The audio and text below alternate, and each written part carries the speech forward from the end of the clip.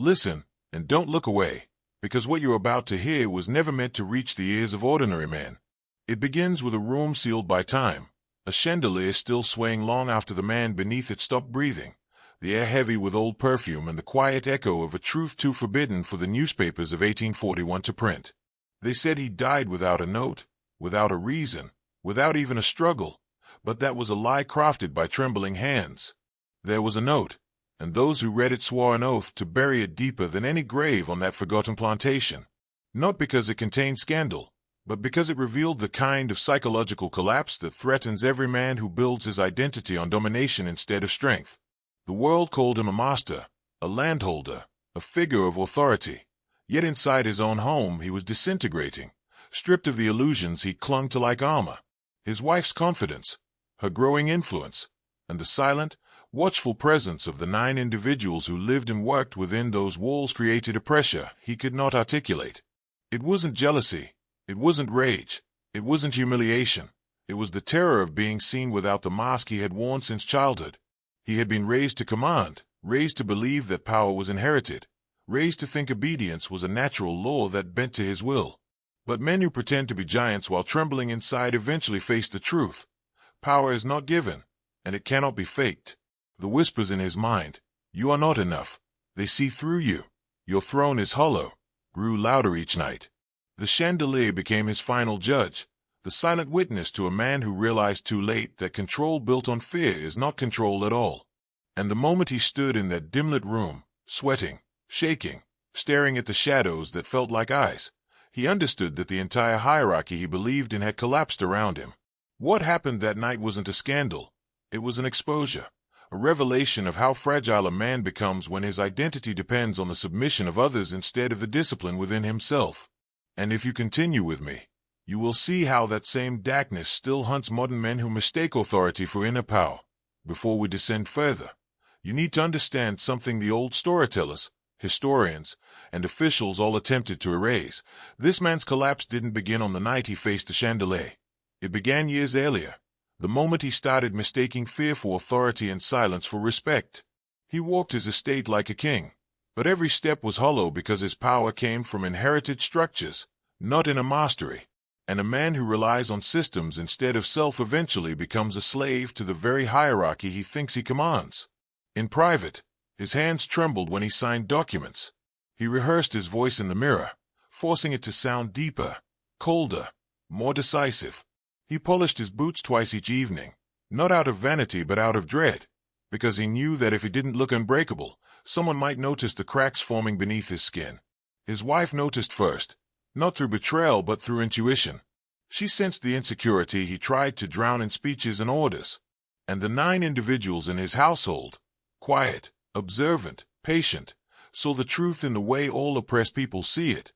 They recognized a man whose authority was artificial. When a man cannot command himself, he cannot command a home. And his inability to face his own weakness began twisting his reality. Every whisper sounded like mockery. Every glance felt like judgment. Every moment of silence became a courtroom where he stood accused by his own conscience. By 1841, he had lost the ability to distinguish observation from threat, respect from fear, or partnership from dominance. His mind turned shadows into conspiracies, footsteps into warnings, and normal household routines into coded signals meant to expose him. The institution that taught him he was superior had also taught him that any sign of vulnerability was death. And so he hid, lied, bluffed, postured, until the mask fused with his face. But masks don't hold forever. The pressure built like storm wind against thin glass. And when the glass finally cracked, it wasn't loud. It was subtle, a whisper, a realization that everyone around him had grown stronger while he had grown smaller. That his authority was an illusion he needed more than anyone else. And once a man realizes the ladder he stands on was never stable, the fall becomes inevitable. If you're ready for Section 3, I'll take you deeper, into the part of the story where his paranoia began shaping the fate of everyone around him. The shift began quietly, so quietly that no one in the house recognized it as the first tremor of a coming collapse. But he felt it, in the way a man feels a storm before the clouds form. His mornings grew heavier, his footsteps slower, his breath shorter, as though the air itself resisted him. He started waking before dawn, pacing the long hallway of his estate while everyone else slept, convinced that unseen forces were watching him, studying him, waiting for the moment he slipped. And the tragedy is this: nothing external had changed. It was his own mind turning against him, twisting every detail into evidence of betrayal. The sound of distant laughter felt like an insult. A closed door looked like a secret. His wife's calm voice, once comforting, now sounded like someone delivering rehearsed lines for an audience he couldn't see. The 9 individuals who worked in his home became mirrors he feared to look into, because each of them reflected the truth he denied. His authority was no longer real.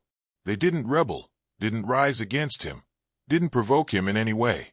They simply lived, quietly, observantly, and that quietness became the most unbearable weight of all. Because a man who depends on forced obedience cannot survive genuine silence. Silence was judgment. Silence was exposure. And exposure, to him, was death. So he began creating patterns in his mind, connecting dots that never existed, imagining alliances where there were none. A simple conversation between 2 people across the courtyard became a coded plot. A shared glance became a warning. A moment of stillness became an omen. He lost the ability to distinguish between reality and the shadows cast by his fae. The more he tried to assert control, the more unstable he appeared. His commands grew erratic, his emotions unpredictable. One moment he was trembling with anxiety. The next he was furious that the world didn't bend fast enough to his will. The household walked carefully, not out of fear of him, but out of fear for him, because they saw a man unraveling before their eyes, held together only by the thinnest thread of pride. And pride, once stretched too far, snaps without warning. By late summer of 1841, his paranoia had become a living creature, whispering in his ear, guiding his thoughts, reshaping the world around him into a labyrinth of imagined threats. And in that labyrinth, he wandered alone, losing pieces of himself with every step. By the time autumn crept toward the estate, the man's mind had become a battlefield where he fought enemies that existed only in the darkened corners of his imagination, and yet those imagined forces shaped his every breath, every suspicion, every trembling decision he made. He started avoiding mirrors because he could no longer face the reflection of a man he did not recognize, a man whose authority had rotted from the inside out. He believed the walls of his home carried whispers, that conversations shifted the second he entered a room, that glances between others weren't coincidences but signals meant to expose him. And the tragedy is this: no one was plotting against him. But when a man fears the collapse of a false identity, he invents conspiracies to justify the panic he cannot outrun. His wife tried to steady him, speaking softly, offering calm, but he interpreted every gentle gesture as manipulation. The 9 individuals in the household moved with quiet dignity, careful steps, lowered eyes, not out of rebellion, but because they sensed the house had become a fragile structure ready to break under the weight of his unraveling. Yet he mistook their caution as strategy, their silence as judgment, their patience as defiance. Each day he lost another piece of himself, and each night his mind replayed the same thought, power slipping from his fingers like water he could not hold. Sleep abandoned him. Food tasted like ash. Even the air felt heavy, as if the world pressed against his chest to test how long he could stand before collapsing. And in that pressure, he discovered the darkest truth of all. The institution that once crowned him with authority had also imprisoned him, stripping away the ability to grow, to confront weakness, to evolve. Instead of becoming a strong man, he became a brittle one, hollow, rigid, terrified of being seen for what he truly was. And the more he clung to the illusion of mastery, the faster it disintegrated. By late October, his paranoia had matured into a kind of feverish certainty, a belief that the world inside his home had shifted into alignment against him, that fate itself had chosen him for exposure. And when a man believes destiny has turned hostile, he starts searching for an escape that does not exist. The breaking point didn't arrive with thunder or violence. It arrived with a stillness so unnatural that even the dust in the corridors seemed to stop moving, as if the entire house held its breath while watching him come apart. He woke one morning convinced that he had heard footsteps outside his bedroom door at a time when no one should have been awake, and instead of opening the door like a rational man, he stood frozen, listening to a silence that his mind twisted into confirmation of a threat. From that moment on, everything became evidence. Every misplaced item, every late meal, every closed curtain, every whisper carried by the wind. He saw intention where there was none, believing the household had begun communicating in a secret language he could not decode, a language designed to reveal his weakness to the very people he needed to impress, dominate, or at the very least regulate.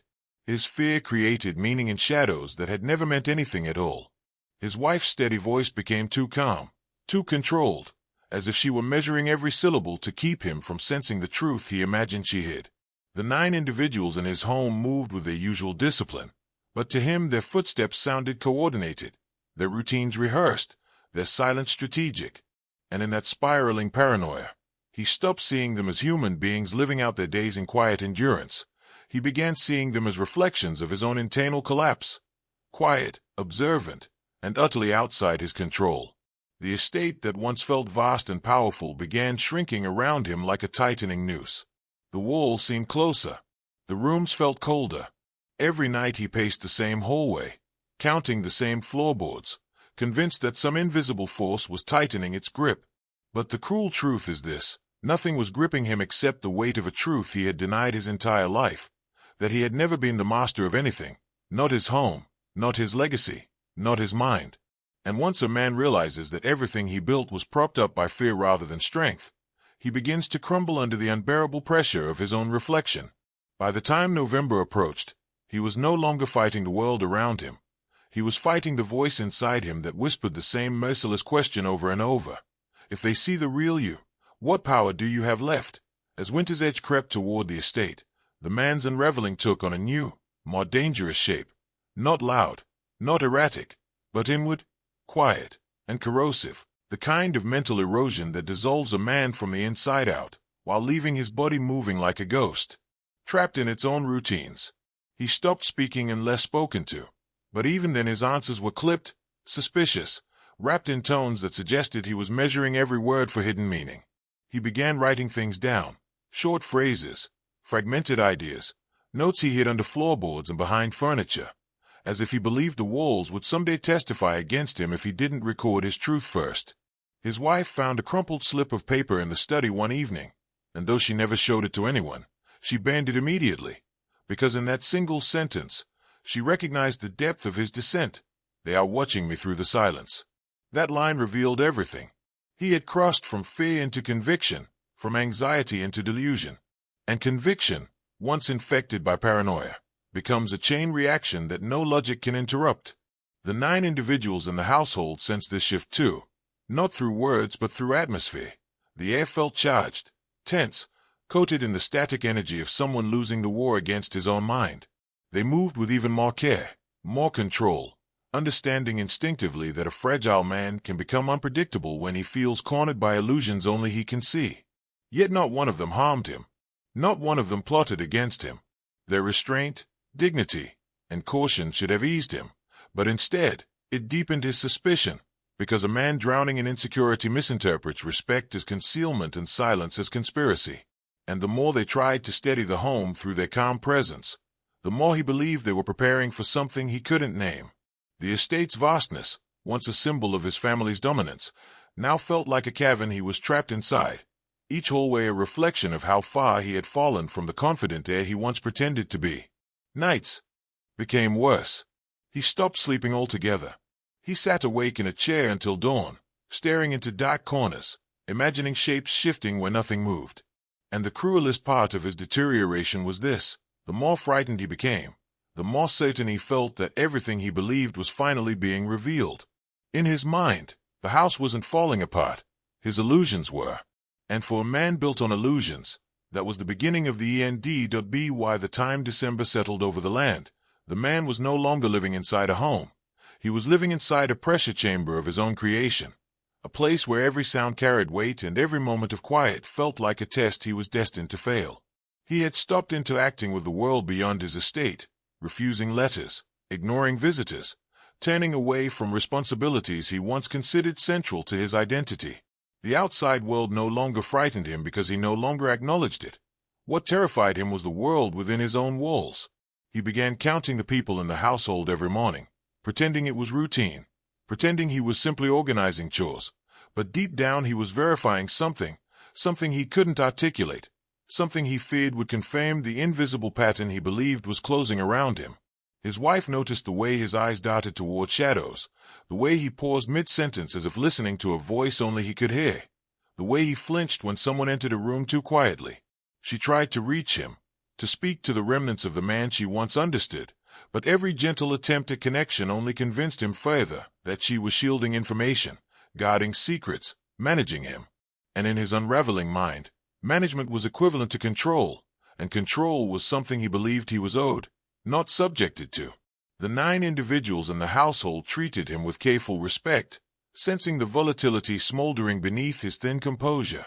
Their silence, which had always been a form of survival, now felt to him like a coordinated barrier, a wall of wordless understanding he was excluded from. He mistook their restraint for strategy, their calmness for planning, their compassion for deceit. The irony was brutal. The more they tried to create stability in a collapsing home, the more he convinced himself they were the architects of his downfall. He began writing in a small bound journal, filling page after page with looping script, diagrams, arrows connecting moments that meant nothing, gestures, steps, glances, all woven into elaborate sequences only he believed in. To him, this wasn't madness. It was clarity. It was the moment he finally saw the truth he'd been running from. The institution that built him had no interest in preserving him, and the people within his home had grown stronger in silence while he had grown weaker in noise. And so he embraced a new, darker certainty.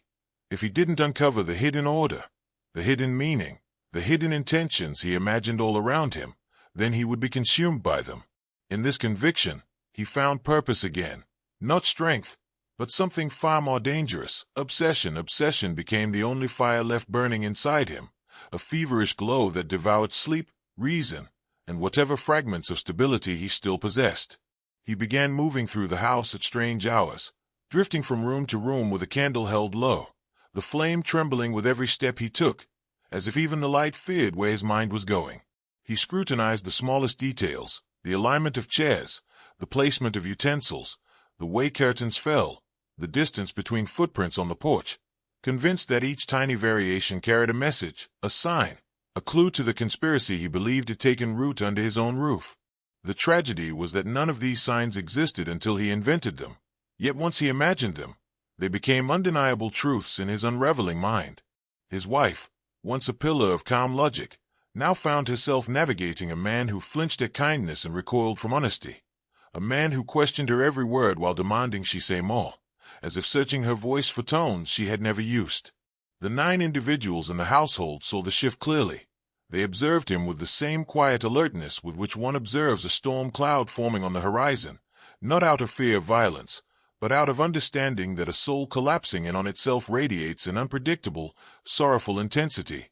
And he sensed their watchfulness. He mistook their concern for analysis, their empathy for judgment, their silence for counsel forming behind closed doors. In his desperation for clarity, he began speaking to the house itself, whispering questions into empty rooms, asking shadows to reveal their intent. He paced in front of the old dining hall fireplace, muttering theories, drawing lines in the ashes with his fingers, trying to decode a pattern that had never existed except in the claustrophobic corridors of his mind. His journal entries grew longer, less coherent, dripping with urgency and fragmented revelations. He wrote lines like, "The truth is beneath the behavior. They signal without sound. The house knows what I cannot see." And each sentence pulled him further from reality, deeper into a labyrinth where every corridor twisted back into his own reflection. He believed he was on the verge of uncovering something monumental, not madness, but revelation. He felt chosen, singled out by fate, burdened with a secret that demanded unraveling. And in that conviction, he stopped fearing his unraveling and began welcoming it, because falling apart felt like the only path toward the truth he was convinced was hiding in plain sight. By this point, his reality had fractured completely, yet he believed he was seeing the world more clearly than anyone else ever could. Every object, every shadow, every movement within the house became a symbol, a cipher, a message sent to test his awareness, his vigilance, his worthiness. He traced invisible patterns along the floorboards, measured angles between windows and doors, listened to the faintest creaks in the floor as though the house itself was speaking in a language only he could decode. His wife's laughter, once a source of warmth, now sounded rehearsed, a deliberate signal of conspiracy. Even the 9 individuals who carried out their daily tasks with quiet efficiency were interpreted as participants in some hidden council plotting his downfall. And in the absence of rational feedback, his mind constructed rules, codes, and hierarchies that governed every corner of the estate, until the home itself felt alive, sentient, and malevolent. Every creaking hinge was a threat, every windblown shutter a warning, every footstep, every sigh, every glance, became proof of an invisible strategy designed to expose the hollowness of his authority. Yet paradoxically, the more he searched for control, the more uncontrollable the house, and his mind, became. He began to write obsessively, filling journal after journal with diagrams, annotations, and theories, attempting to map the unseen forces around him, believing that if he could only decode their language, he would regain the mastery that had been slipping away for decades. But the truth, hidden beneath every calculation, every paranoia-fueled observation, was simpler and crueler than he allowed himself to acknowledge. He had never been the master of anything, not his estate, not his household, not even the narrative he told himself about himself. And the more he refused to confront this fact, the more the illusion consumed him, twisting him into a man who existed entirely within the boundaries of his own fate. By now, the estate was no longer a place of life. It was a mirror, reflecting his deepest insecurities back at him, and every reflection screamed a truth he refused to face. And so he walked, trapped in this mirror world of his own creation, pacing endless corridors of imagined betrayal, drawing meaning from emptiness, building threats from silence, believing with absolute certainty that every person, every object, every shadow was part of a vast design aimed solely at exposing him. As winter deepened, his obsession transformed into ritual. Each movement, each glance, each word weighed, measured, catalogued, and repeated with mechanical precision, as if by performing these routines he could anchor himself to a reality that was slipping further with every passing day. He no longer walked through the rooms. He prowled, surveying, listening, calculating, anticipating threats that existed only in the architecture of his mind. Every shadow became a messenger, every whisper of wind a coded signal, every sound of the night a confirmation of his deepest fears. His wife's presence, once comforting, now felt like a challenge, a constant reminder that he was no longer the unseen force behind the house but a man under scrutiny, tested and measured by eyes that did not judge him outwardly but saw straight through the veneer he had spent decades constructing. The 9 individuals in the household, silent, patient, and disciplined, had unwittingly become instruments of his obsession. Their ordinary, orderly lives became the canvas onto which he projected conspiracies, alliances, and secret communications.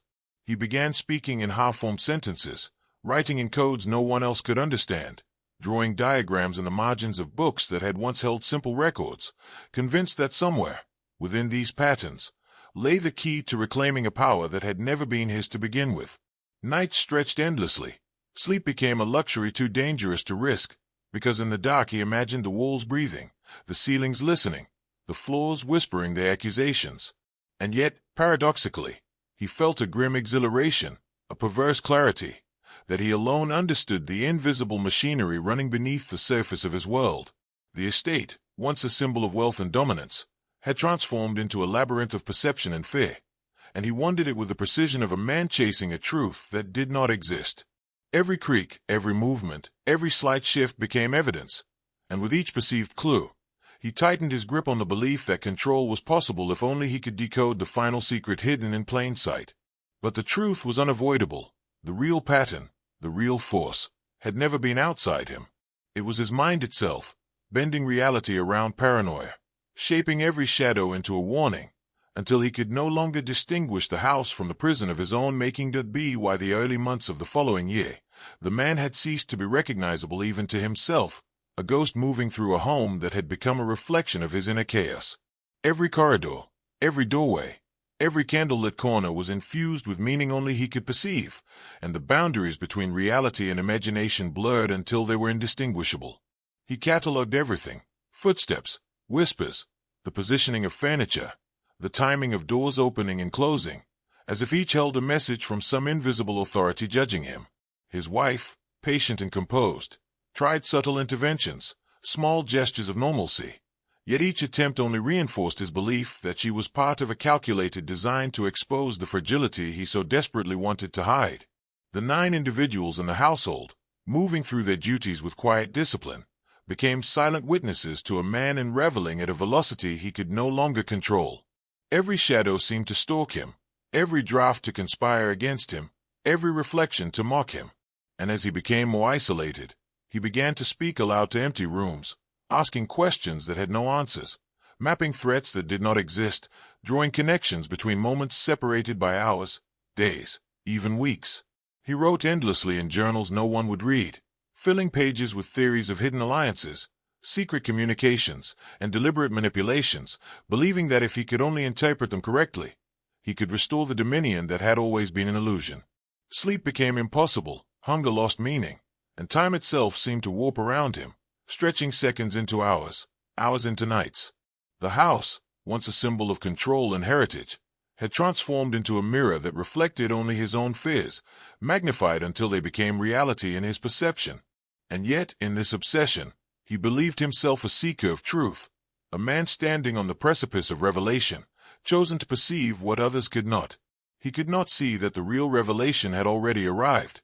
He was the architect of his own collapse, and the labyrinth he wandered so carefully was built entirely from his own fractured mind, each corridor a corridor into his own fear, each shadow a reminder that the true master had never existed outside of him. The man had stopped distinguishing between thought and action, between perception and reality, until the very air of the house seemed alive, charged with unseen intent. He no longer trusted his own senses, believing that even the light of day could betray him, that the sun's movement might mark a message, that the arrangement of his belongings was a code written by forces conspiring just out of reach. His wife's calmness, the very essence of normalcy, had become unbearable, proof that she had adapted to a rhythm he could no longer influence, proof that she knew something he did not, proof that the invisible machinery of observation ran beyond his command. The 9 individuals moved through the household like ghosts, but in his mind they had become agents, participants in a silent tribunal where he was always the accused. Every footstep, every cough, every sigh became evidence, and he catalogued these phantom signals with a manic precision, as if writing them down could reconstruct the power he had lost. He began to speak to objects, turning the furniture, the doors, the very walls into interlocutors, expecting answers, expecting signals, expecting compliance. And when the house gave none, he concluded that it was plotting in secrecy, and that he must redouble his vigilance to uncover the truth hidden in plain sight. Nights stretched into obsessive calculations, a mapping of every sound and shadow, every heartbeat in the house and within himself, as though he could control fate itself by documenting its movements. Journals multiplied like armies of paper, filled with diagrams, arrows, and fragments of ideas too elaborate for anyone else to follow. He became convinced that if he could decipher the hidden code, he could regain the dominion that had always been his birthright, though in reality the only dominion was over the illusion he had constructed.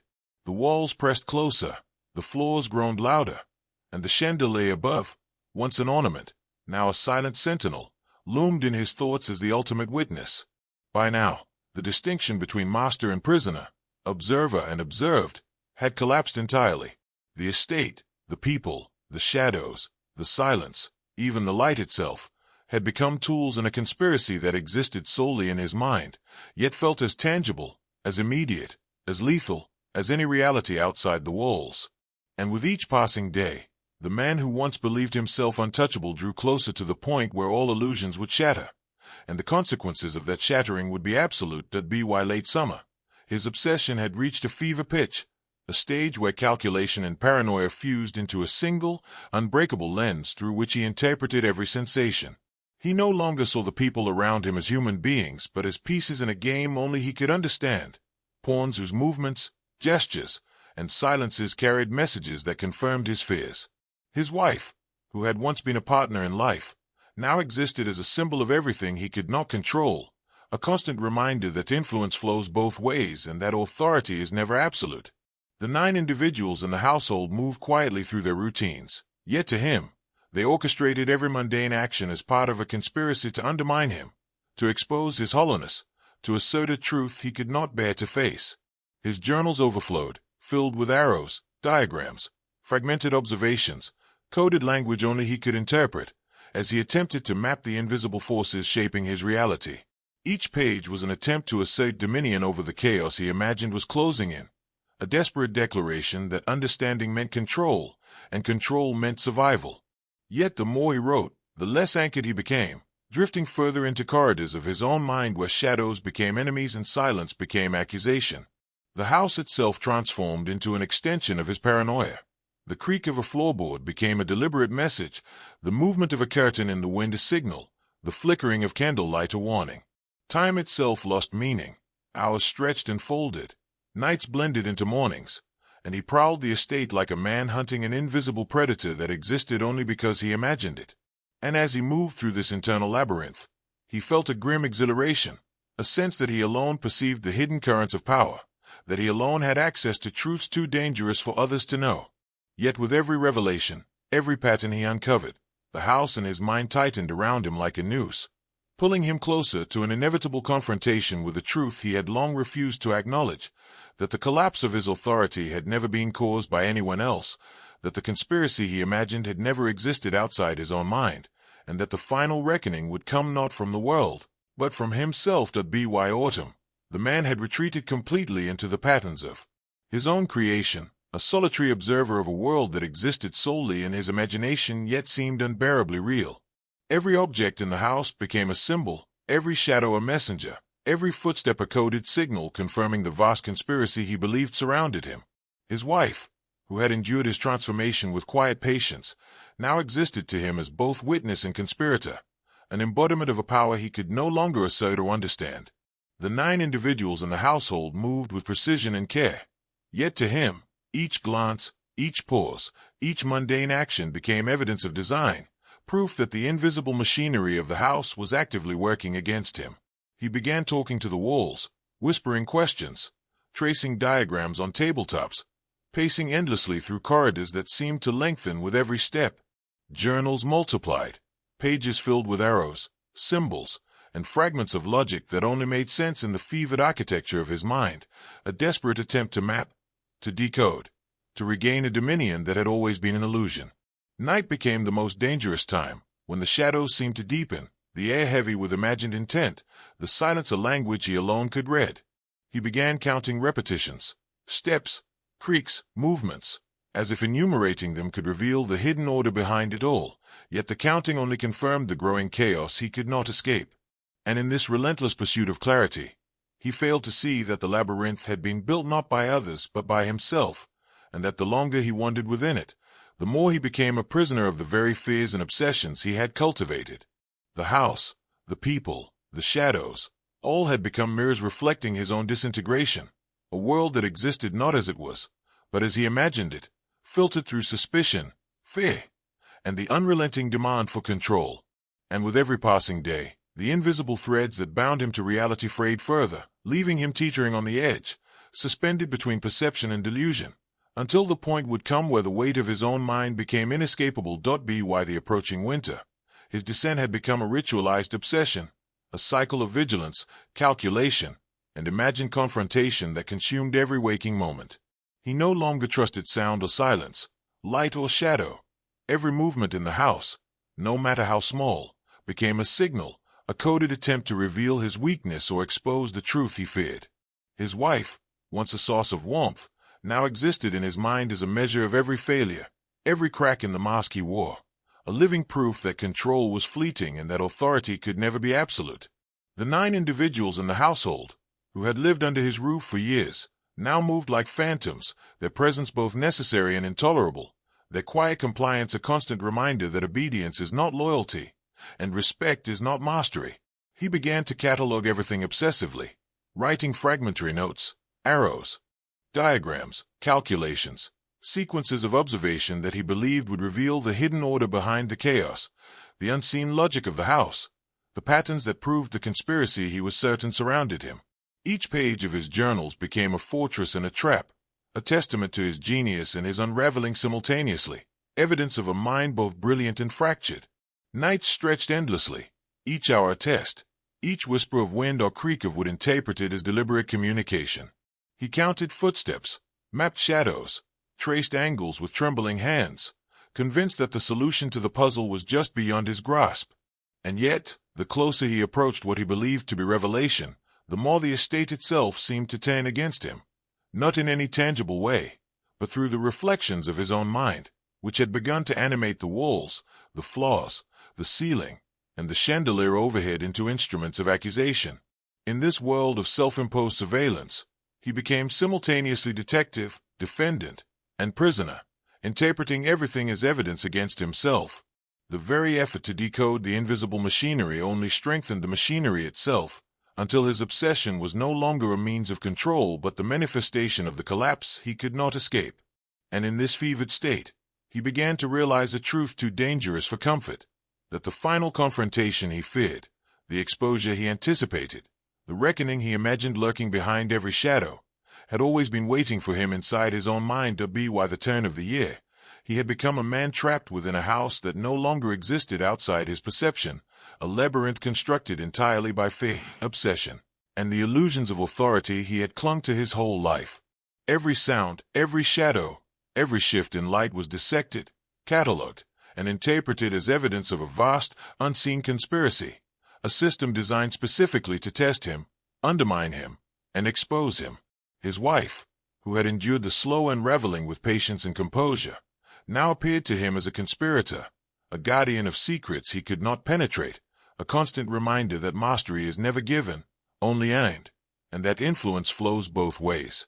The 9 individuals in the household, moving in disciplined silence, had become mirrors, reflecting his own insecurity, magnifying every flaw, every hesitation, every misstep, until he could no longer trust either himself or them.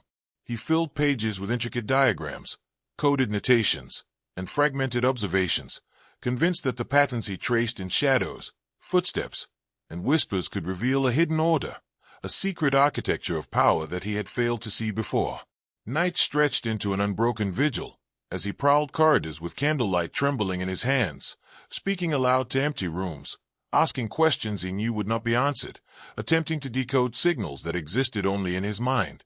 The walls seemed alive, pressing inward, closing the space of the house around him, amplifying every imagined threat, every self-imposed accusation, until the boundaries between the building and his consciousness dissolved completely. And in this fevered obsession, he became convinced that revelation was imminent, that understanding was within his grasp. Yet each discovery only deepened the labyrinth. Each insight only tightened the noose around his perception. The estate had become a mirror of his collapse, a reflection of a man whose identity was inseparable from fear, a mind that could command nothing beyond its own constructions. And at the center of it all, above the polished floors and silent corridors, hung the chandelier, a constant, unblinking witness to the truth he refused to confront, that the power he had sought outside himself had always been unattainable, and that the reckoning he dreaded was not coming from the household, the estate, or the world, but from within. By the following spring, his world had shrunk to the dimensions of the house, and the house had become an extension of his own unraveling mind, each room a chamber of accusation, each hallway a corridor of paranoia. He measured shadows, timed footsteps, traced every movement of the 9 individuals and interpreted them as signs, confirmations, threats, or betrayals.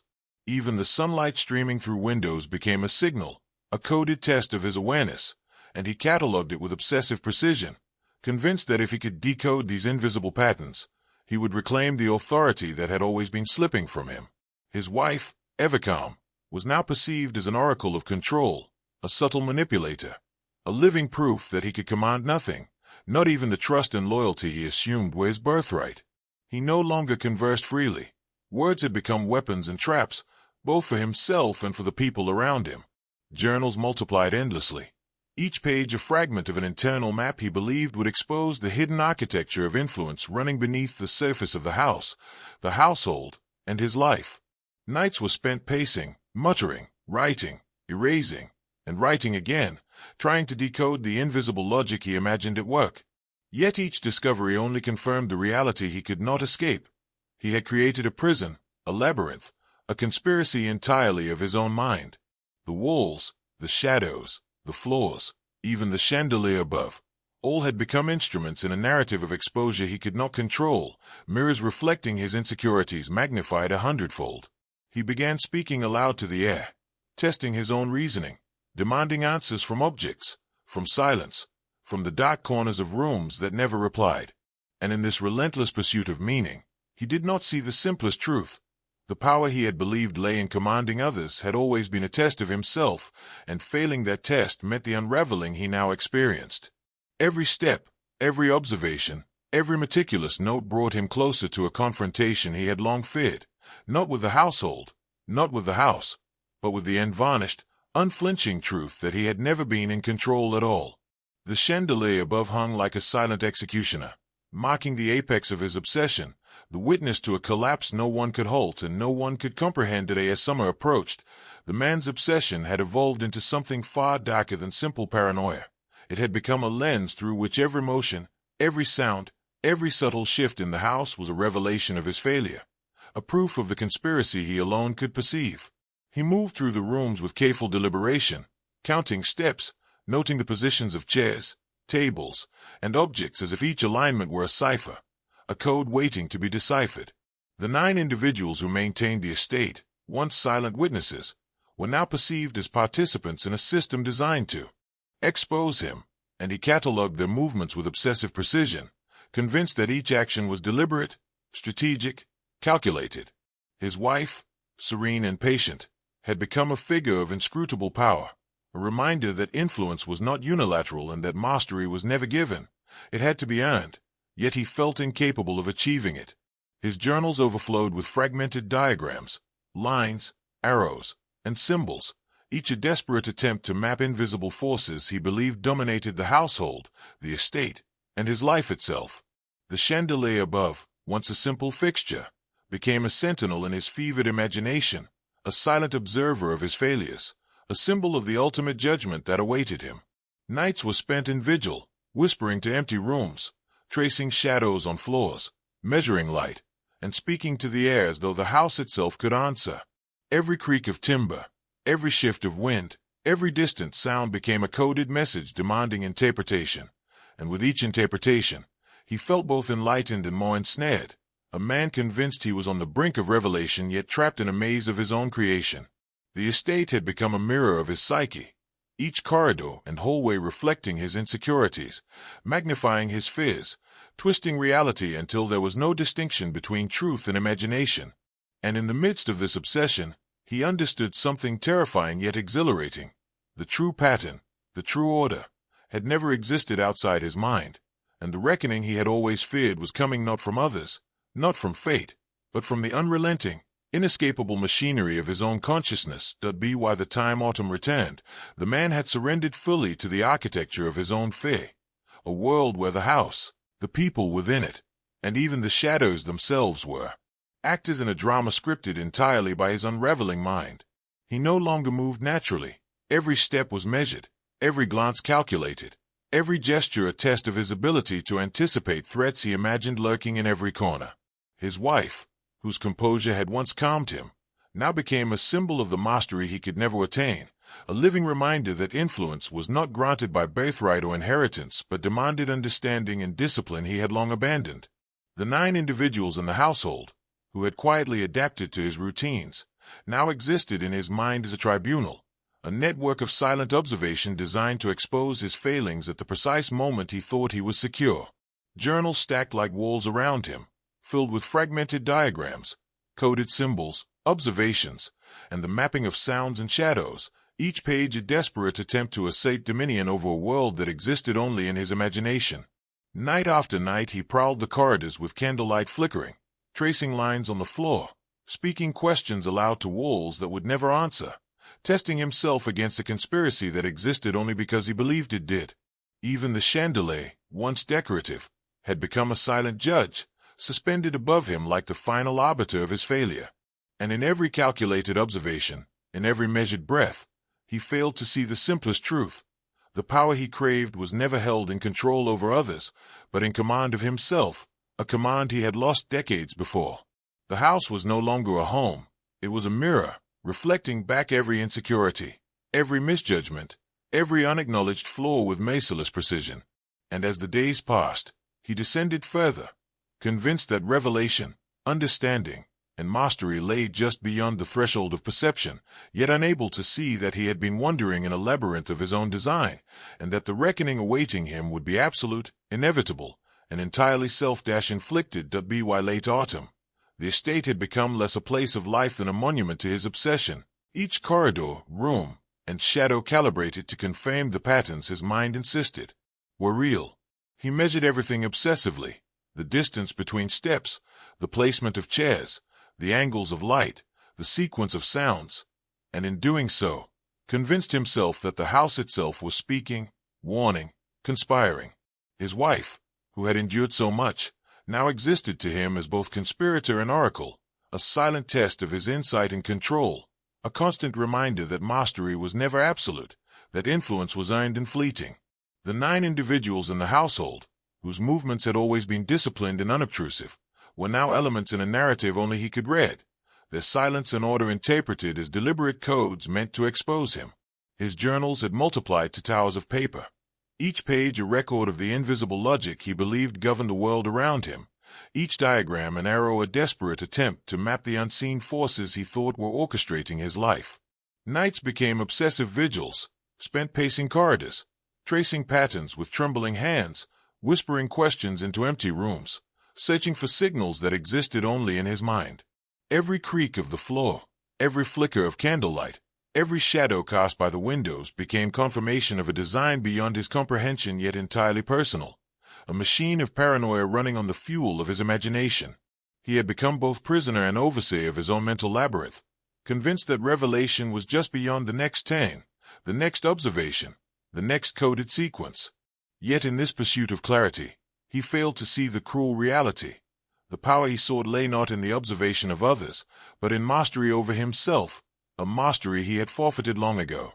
And as the chandelier above swayed silently in the dim light, it became both sentinel and witness to the inevitable truth, that the collapse he felt closing in, the exposure he feared, and the reckoning he imagined were all consequences of a labyrinth constructed entirely by his own obsessive mind, a prison with no doors, no escape, and no hope of redemption except through a confrontation he had long avoided.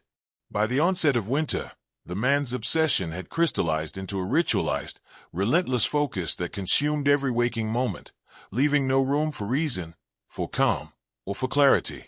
Every shadow, every creak of the floor, every shift of light became a signal, a piece of evidence, a confirmation of the invisible forces he believed were orchestrating his life.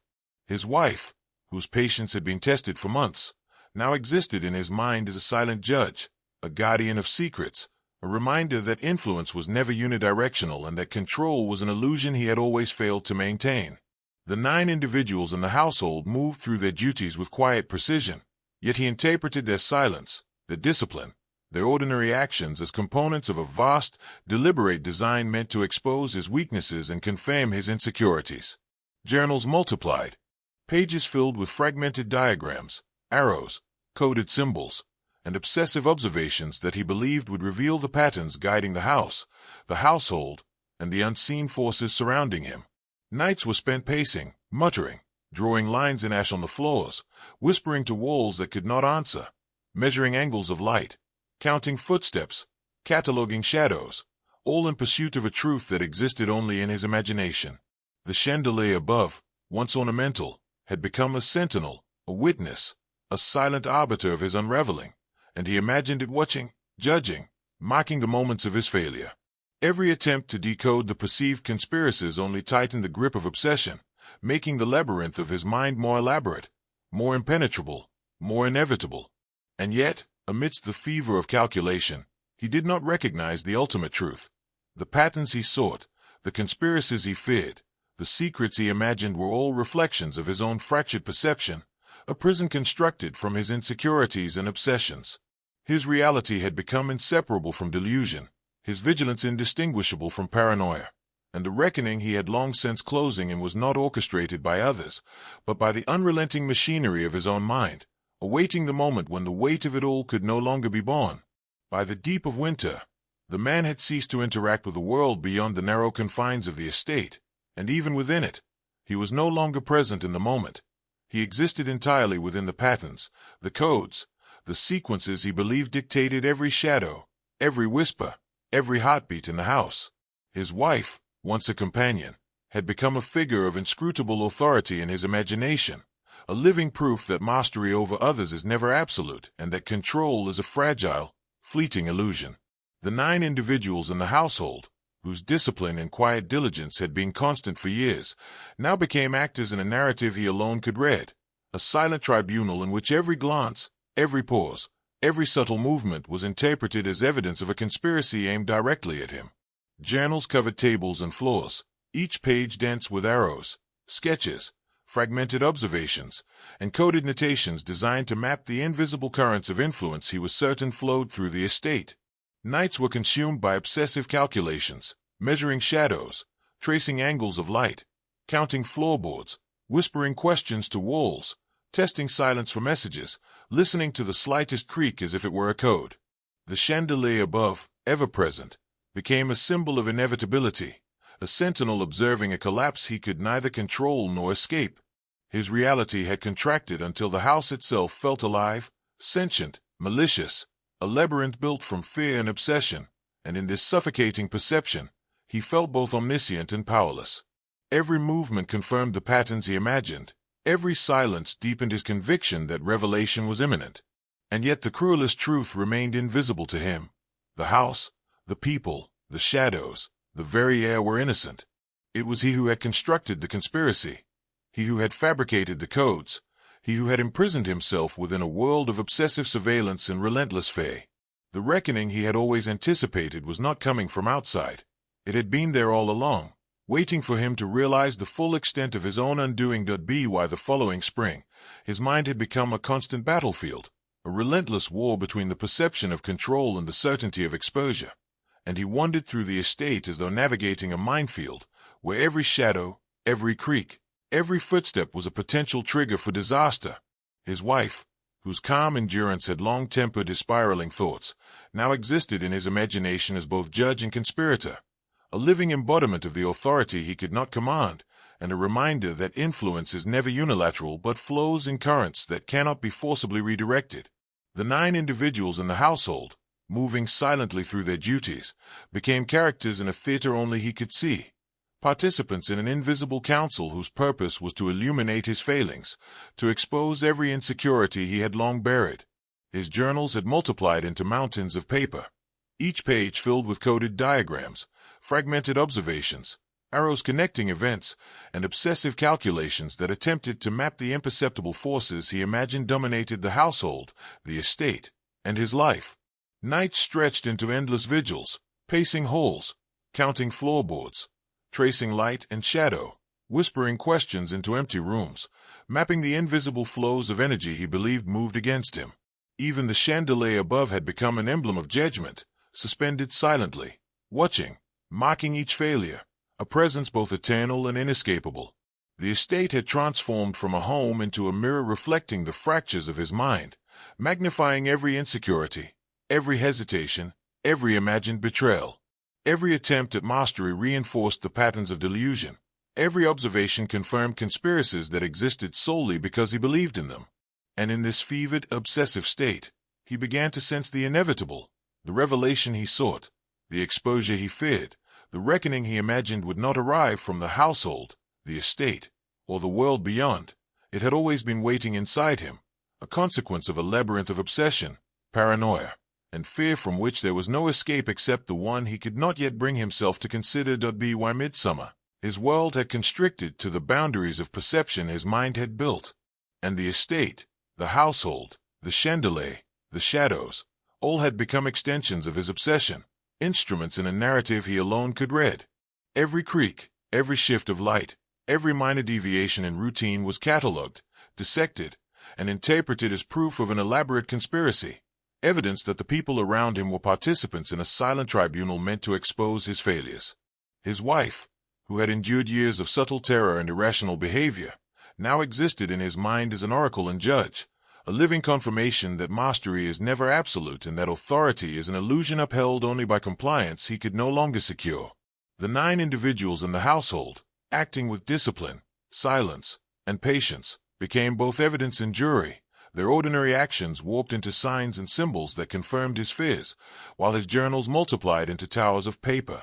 Dense, coded, obsessive, mapping imaginary connections and sequences he believed revealed the hidden forces guiding the house, the estate, and the lives within it. Nights were a cycle of pacing, whispering, measuring, and tracing patterns in shadows and light, each act reinforcing the labyrinth of his mind and the delusions that held him captive. The chandelier, once simply decorative, had become a silent arbiter of his unraveling, its shadow a constant presence above him, mocking failures and confirming the inevitability of exposure. Yet through all this fevered observation and obsessive calculation, the cruelest truth remained invisible. The patterns, conspiracies, and hidden forces he hunted had never existed outside his mind. Every movement, every glance, every shadow was neutral, innocent, unknowing, yet in his obsession they became dangerous, deliberate, conspiratorial. And the reckoning he sensed approaching, the confrontation he feared, was not coming from without. It was within, a consequence of years of obsession, paranoia, and the fragile illusions of power he had built and maintained with trembling hands, until the point where the labyrinth he created could no longer contain the collapse he had long evaded. By the end of summer, his reality had become completely inseparable from the structures of his obsession, a constant echo chamber where every shadow, every creak of the floorboards, every flicker of candlelight confirmed the invisible conspiracy he had invented. His wife, whose quiet endurance had once been a stabilizing force, now existed as a symbol of the authority he could never grasp, a living proof that influence is not owned but negotiated, earned, and constantly maintained, a truth he could not accept. The 9 individuals in the household, moving with measured discipline, had become characters in a theater only he could perceive, their routine movements transformed into coded signals, each gesture and pause feeding his conviction that the house itself conspired against him. He spent entire nights pacing corridors, muttering questions aloud, counting floorboards, tracing shadows, mapping angles of light, all in the fevered hope that the patterns he observed would yield the understanding he craved. Journals had become monuments to obsession, towers of fragmented diagrams, arrows, coded notations, and obsessive cataloging of imagined interactions, each page a desperate attempt to assert dominion over forces that did not exist. The chandelier above loomed as a silent witness, a sentinel marking his failures, confirming the inevitability of the collapse he felt approaching. And yet, in this relentless pursuit of hidden order, he failed to see the truth plainly. The patterns he chased were reflections of his own fractured mind, the conspiracies he feared were constructs of paranoia, and the reckoning he had long anticipated was not external but inevitable, waiting within the very corridors of thought and fear he had built around himself.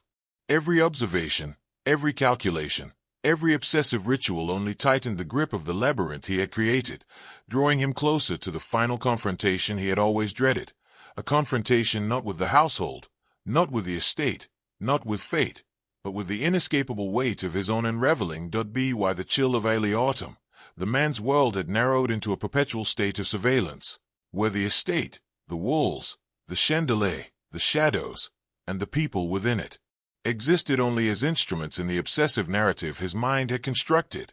Every footstep, every pause, every flicker of light was measured, interpreted, catalogued, and written down in journals that had multiplied to the point of becoming physical barriers in the rooms themselves, barricades of paper that reflected a man obsessed with patterns that existed only in his imagination.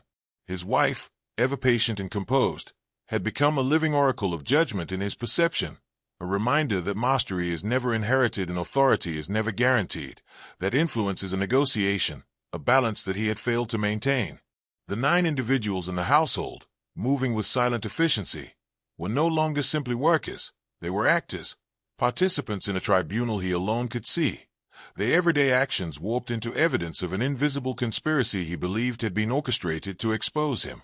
Nights were spent pacing, whispering questions into empty corridors, tracing lines in dust, observing shadows, mapping angles of light, counting floorboards, testing silence, and writing endlessly in journals that only served to reinforce the labyrinth of obsession he had built. The chandelier above, once a decorative centerpiece, now existed in his mind as a silent arbiter, watching and weighing each failure, confirming the inevitability of exposure. Every attempt to decode the hidden forces only drove him further into the spiral, tightening the grip of paranoia and fear, until he could no longer discern reality from imagination. And the cruel truth, always just beyond recognition, remained.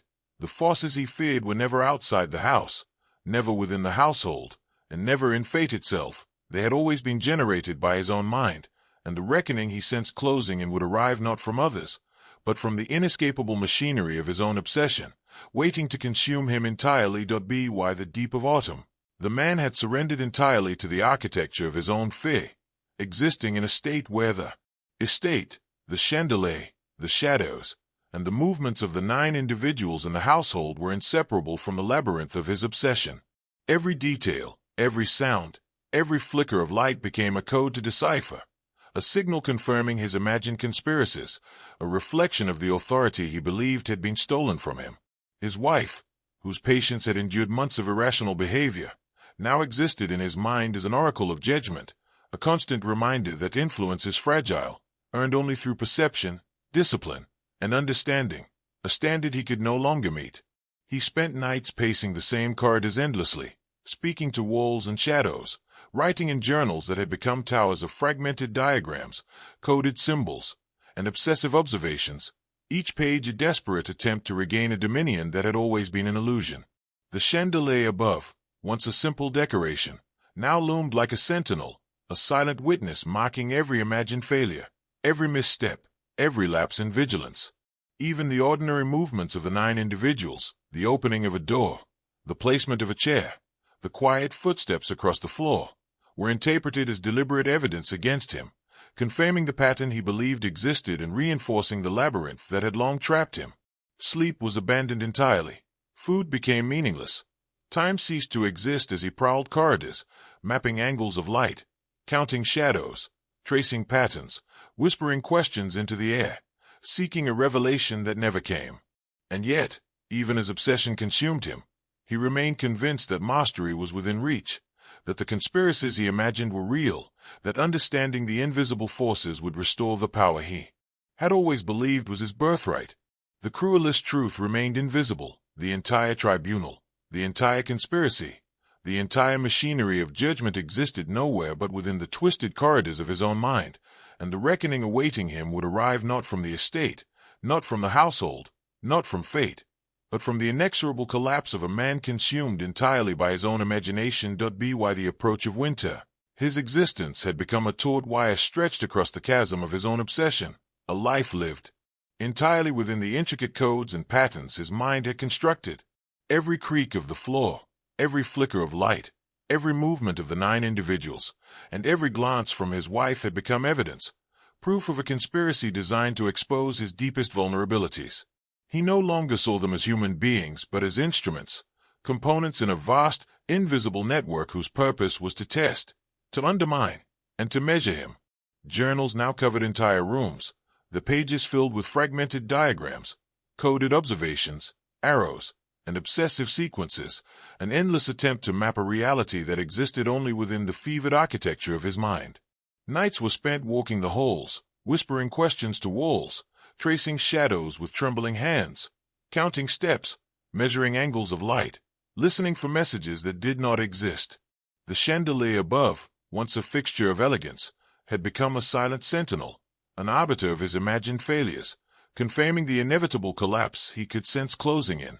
Yet in every obsessive ritual, in every meticulous observation, he failed to confront the most brutal truth. The patterns, the codes, the conspiracies, the hidden forces he believed existed were nothing more than reflections of his own fractured psyche.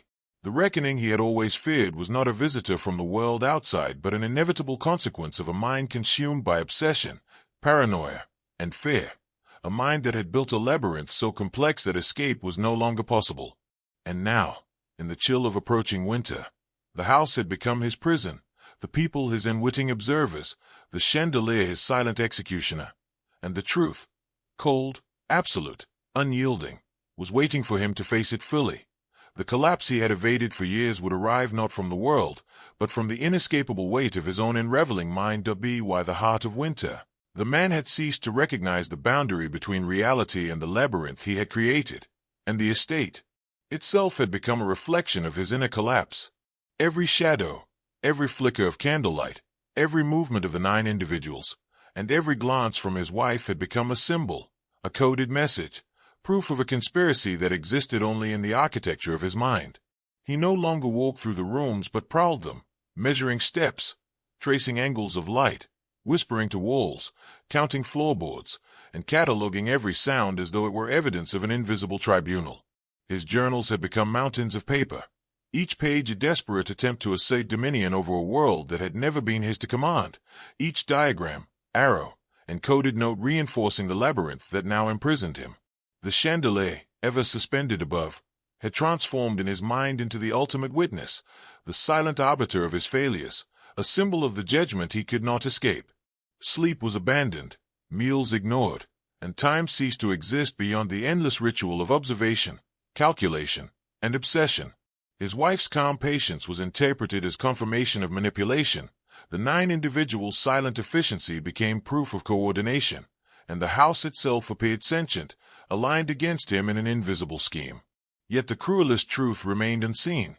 The forces he hunted, the conspiracies he feared, the patterns he decoded, existed nowhere outside his imagination. The reckoning was not coming from without, it had always been within. And in this cold, absolute awareness, he understood that every obsessive step, every whispered question, every line traced in shadow and ash had led him to the inevitable conclusion. The labyrinth he had built would not let him go, and the collapse he had been fleeing for years would now arrive, silent, precise, and inescapable, as certain as the chandelier that loomed above him. The final hours arrived in a stillness that was louder than any sound, a silence so oppressive it pressed against his chest and filled every corner of the estate. The man stood beneath the chandelier, a symbol that had haunted every waking moment of his obsession, a sentinel of his unraveling, a witness to the labyrinth of paranoia he had constructed over months, years, decades. In that quiet, he could hear the faintest creak of floorboards, the softest stirrings of the 9 individuals, the whisper of air through the hallways, but he could no longer trust any of it. Every perception was filtered through the fevered architecture of his mind, every shadow a messenger, every reflection a judgment. His journals, scattered across tables and floors, were monuments to obsession, fragments of a reality he believed existed, yet had been nothing more than the projections of his own fractured consciousness. His wife's eyes, patient yet piercing, reflected the weight of a truth he had always feared. The authority, the mastery, the control he had sought was never his to claim.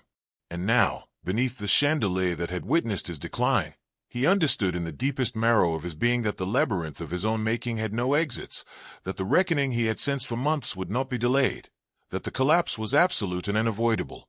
Every pattern he had mapped, every shadow he had traced, every coded sequence he had interpreted, all of it had led him here, to the apex of his obsession, to the final confrontation with the inescapable truth. He was entirely, irrevocably alone, a man undone by the invisible forces he had carried within himself all along. And as the weight of that realization bore down, he moved toward the chandelier, the ultimate arbiter of his fate, knowing that the only control remaining, the only dominion he could exercise, was over the one action that would end the labyrinth, the obsession, and himself. The house fell silent. The estate watched. And a man who had once believed in mastery became a cautionary testament to the danger of shadows, obsession, and truths hidden in plain sight.